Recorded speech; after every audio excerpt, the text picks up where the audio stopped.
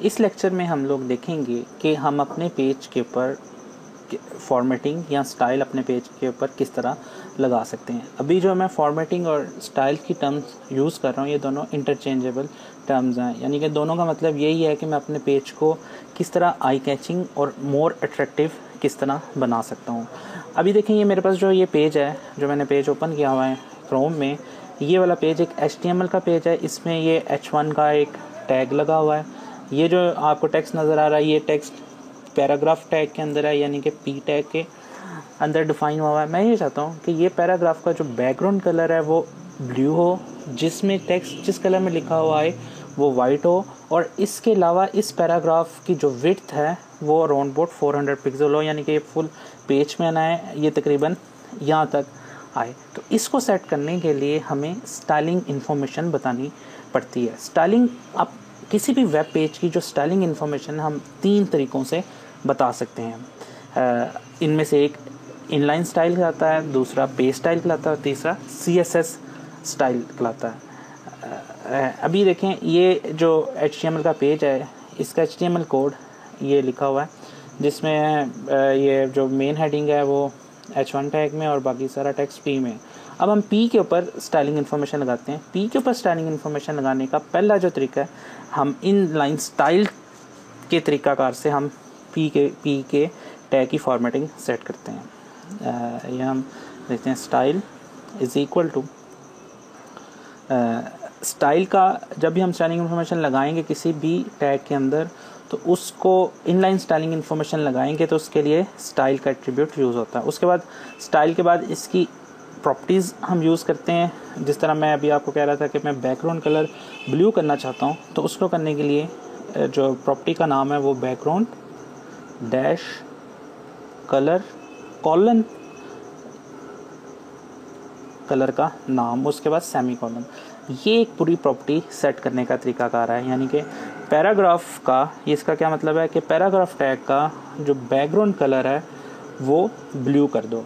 जो भी प्रॉपर्टी जो है वो मैं प्रॉपर्टी का नाम, ये प्रॉपर्टी का नाम है जो प्रॉपर्टी का नाम मैं सेट करना चाहता हूँ, और ये प्रॉपर्टी की वैल्यू है जो सेट हो रही है, और कॉलन से इन दोनों को सेपरेट आउट किया जाता है। देखिए इसको अभी ये रेड है, इसका मतलब ये फाइल सेव नहीं है। मैं Ctrl+S करता हूँ, इस फाइल को सेव करता हूँ, Ctrl+A करके इस फाइल को ओपन करता हूँ। आप देखें अभी जो पैराग्राफ का बैकग्राउंड कलर है वो सेट हो गया है ब्लू के, ठीक है।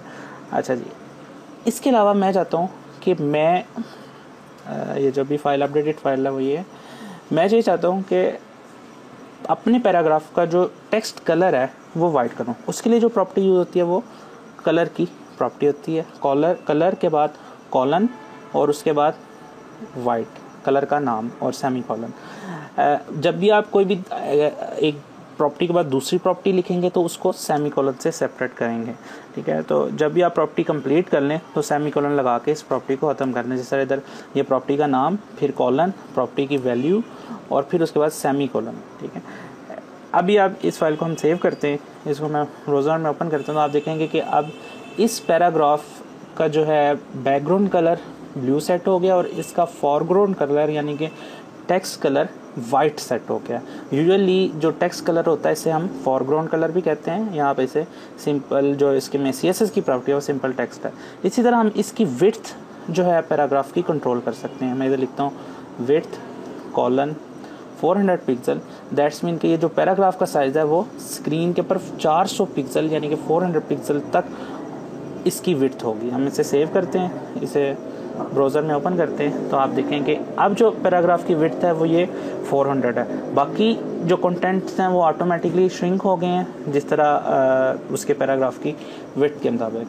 तो इस तरीके से हम अपने किसी भी टैग के ऊपर स्टाइलिंग इन्फॉर्मेशन लगा सकते हैं। ये तरीकाकार जिसमें हम अपने टैग के अंदर ही स्टाइलिंग इन्फॉर्मेशन बताते हैं, इसको हम इनलाइन स्टाइल्स बोलते हैं। लेट्स से मेरे पास जो है, अब हम दूसरा तरीकाकार देखते हैं कि हम दूसरा कौन सा तरीकाकार है स्टाइलिंग इन्फॉर्मेशन डिफ़ाइन करने का। मैं इस इनलाइन स्टाइल को यहाँ से ख़त्म करता हूँ।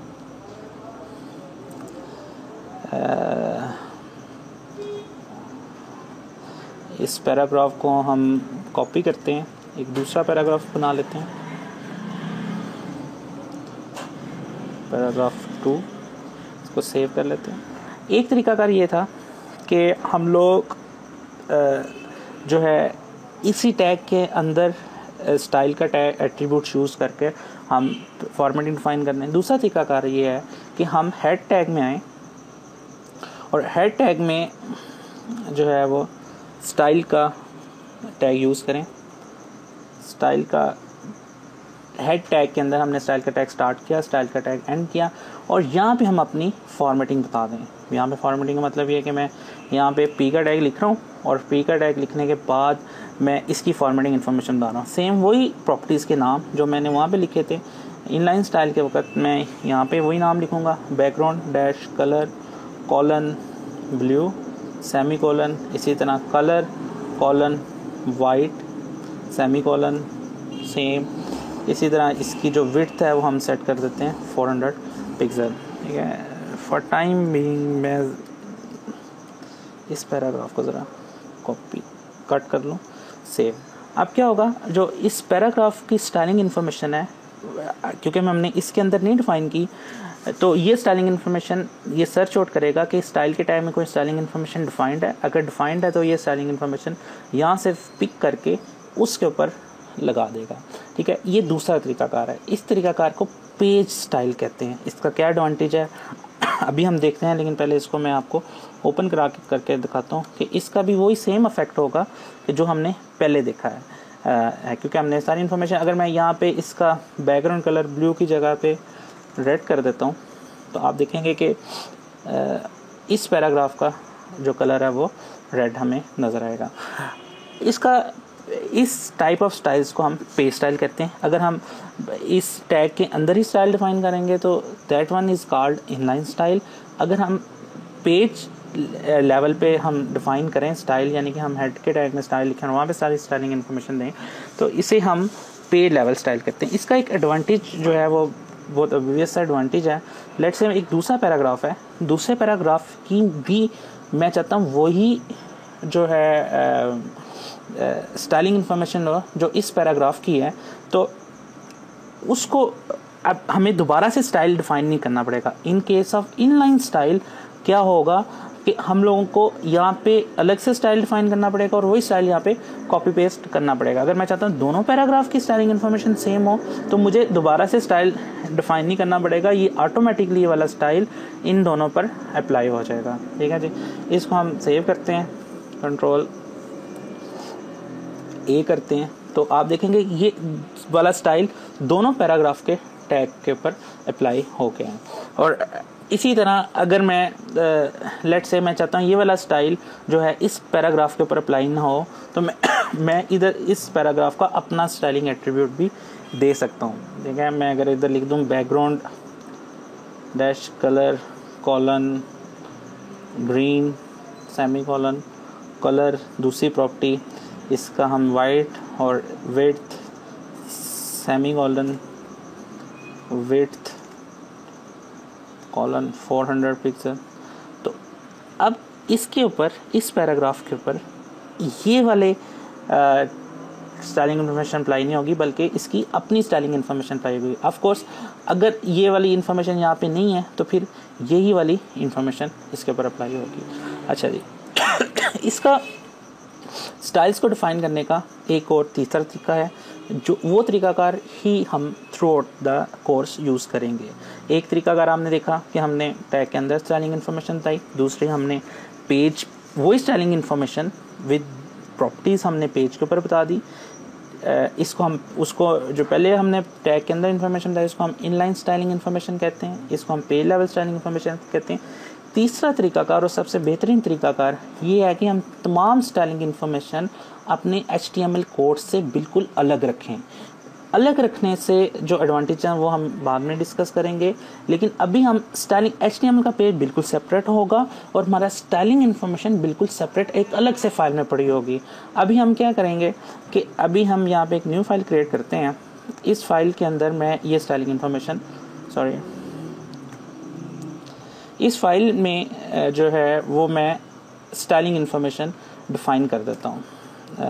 पी का यहाँ पे ये करली ब्रेसेस स्टार्ट स्टाइलिंग इन्फॉर्मेशन है, यहाँ पे एंड पी का टैग का मतलब है ये स्टाइलिंग इन्फॉर्मेशन हम पी के टैग के लिए डिफाइन कर रहे हैं। वही जो इसकी प्रॉपर्टीज़ मैंने वहाँ पे लिखी थी वो प्रॉपर्टीज़ मैं यहाँ पे लिख रहा हूँ। बैकग्राउंड कलर प्रॉपर्टी का नाम है, इसकी प्रॉपर्टी ब्लू होगी। इसी तरह फॉरग्राउंड कलर जो टेक्स्ट का कलर है उसका मैं चाहता हूँ ये वाइट कलर का मुझे नज़र आए। इसी तरह जो है उसकी विड्थ जो है वो हम लोग चाहते हैं कि ये 400 पिक्सल हो। और इस फाइल को जब मैं सेव करता हूँ, इस फाइल का नाम हम रख देते हैं my.css.css। ये इसको हम स्टाइल शीट्स बोलते हैं क्योंकि ये तमाम जो है पेज की इन्फॉर्मेशन एक अलग से फाइल है, इसलिए इसको हम कैस्केडिंग स्टाइल शीट या CSS कहते हैं। इसकी एक्सटेंशन मैंने CSS रख दी है। ऑफ कोर्स इसकी एक्सटेंशन CSS रखना ज़रूरी नहीं है, लेकिन जो कॉमन प्रैक्टिसेस हैं कि इसकी एक्सटेंशन CSS ही होनी चाहिए, तो आप भी इसको एक्सटेंशन CSS रखें। इसको आप सेव करें तो ये आपको हाइलाइटर कोड हाइलाइटर नोटपैड का ++ का जो बिहेवियर है वो उसको हाईलाइट कर देगा। अभी हम यहाँ पे हमने अपनी स्टाइलिंग इन्फॉर्मेशन बता दी कि ये स्टाइलिंग इन्फॉर्मेशन मेरी CSS की फ़ाइल में है। अब HTML की फ़ाइल में कोई भी स्टाइलिंग इन्फॉर्मेशन हमारे पास नहीं है, ठीक है। इस पे पी के ऊपर कोई, और ना इस फाइल को पता है कि इसकी स्टाइलिंग इन्फॉर्मेशन किधर पड़ी हुई है। अगर अब हमें क्या करना पड़ेगा, अभी हमें इस HTML की फ़ाइल को बताना पड़ेगा कि आप अपनी स्टाइलिंग इन्फॉर्मेशन इस फाइल में से जाके उठाएंगे, ठीक है। अब ये इसको बताने का तरीकाकार क्या है, उसके लिए हेड में एक टैग यूज़ होता है लिंक का। आप लिंक का टैग यूज़ करेंगे, उसका एक एट्रीब्यूट है rel relative is equal to style sheet, और उसके बाद स्पेस आप लिखेंगे type is equal to text/css कि हम एक टेक्स्ट फाइल है जो CSS स्टाइल्स की है, और उसके बाद स्पेस हम उस फाइल का लिंक रेफरेंस बताएंगे कि वो फाइल कहाँ पे पड़ी है। क्योंकि ये फाइल इसी डायरेक्टरी में पड़ी हुई है तो इसका पाथ हम ऐसे सेट करेंगे my.css.css, ठीक है। जो भी फाइल का नाम आप रखें वही नाम आप इधर मेंशन करेंगे, और यहाँ पे इस टैग को हम क्लोज कर देंगे। तो अभी हमने क्या किया, अपनी HTML की फ़ाइल को इस CSS फाइल से हमने रिलेट कर दिया। अब क्या होगा, जो P के टैग की इंफॉर्मेशन है वो इस CSS फाइल में से उठकर आएगी। अभी हम इसे सेव करते हैं और इसे हम Ctrl A करते हैं। अब हम अपनी इस फाइल को ओपन करते हैं तो आप देखेंगे जो स्टाइलिंग इन्फॉर्मेशन है अभी उठ के कहाँ से आ रही है, ये हमारे CSS फाइल में से उठ के आ रही है। अगर मैं CSS फाइल को यहाँ पे चेंज कर दूँ, बैकग्राउंड कलर ब्लू की जगह पे हम लोग इसे ग्रीन यूज़ कर लें, तो अब आप दोबारा इस पेज को रिफ़्रेश करें तो अब आपको इन्फॉर्मेशन ग्रीन नज़र आएगी। अब आप देखेंगे आपको कितना ज़्यादा एडवांटेज है कि आपका HTML का सारा कोड अलग से एक फ़ाइल में है और आपकी जो स्टाइलिंग इन्फॉर्मेशन है वो बिल्कुल अलग फाइल में है। लेट्स से अगर हमें कोई हमने अपनी साइट का डिज़ाइन कर रहे हैं और हमने कलर स्कीम सारी साइट की चेंज करनी है तो जस्ट हमें CSS फाइल में चेंज करना पड़ेगा। ये लेयर्ड अप्रोच का एडवांटेज है कि हम अलग अलग HTML फाइल अलग है, HTML के कंटेंट्स बिल्कुल सेपरेट हैं और हमारे CSS के कंटेंट्स बिल्कुल सेपरेट हैं। अभी हम through out the lecture through out the course ये ही तरीका अडॉप्ट करेंगे। एक समरी के तौर पर मैं दोबारा रिपीट कर दूं कि किसी भी HTML के पेज के ऊपर स्टाइल लगाने के, स्टाइलिंग इन्फॉर्मेशन यानी कि फॉर्मेटिंग लगाने के 3 तरीकाकार हैं। एक कि आप टैग के अंदर ही स्टाइलिंग इन्फॉर्मेशन डिफाइन कर दें, जिसको हम इनलाइन स्टाइल कहते हैं। दूसरा कि हम पेज के ऊपर हेड के टैग में स्टाइल का टैग यूज़ करते हुए हम लोग वो स्टाइलिंग इन्फॉर्मेशन डिफाइन कर दें, इसको हम पेज लेवल स्टाइल करते हैं। तीसरा कि हम एक अलग से फाइल बनाएं, उसके अंदर स्टाइलिंग इन्फॉर्मेशन बताएं और उसके बाद उस फाइल को अपनी HTML फाइल के साथ लिंक कर दें थ्रू लिंक के टैग के, ठीक है। ये तीसरा तरीकाकार है, इसे हम CSS स्टाइल शीट्स कहते हैं और हम थ्रू द कोर्स यही यूज़ करेंगे। जब आप थोड़ा सा हम आगे चलेंगे नेक्स्ट लेक्चर्स में आप देखेंगे कि ये जो CSS की प्रॉपर्टीज़ हैं ये कौन सी प्रॉपर्टीज़ हैं, ठीक है। फॉर टाइम बिंग इस लेक्चर के लिए थैंक यू वेरी मच।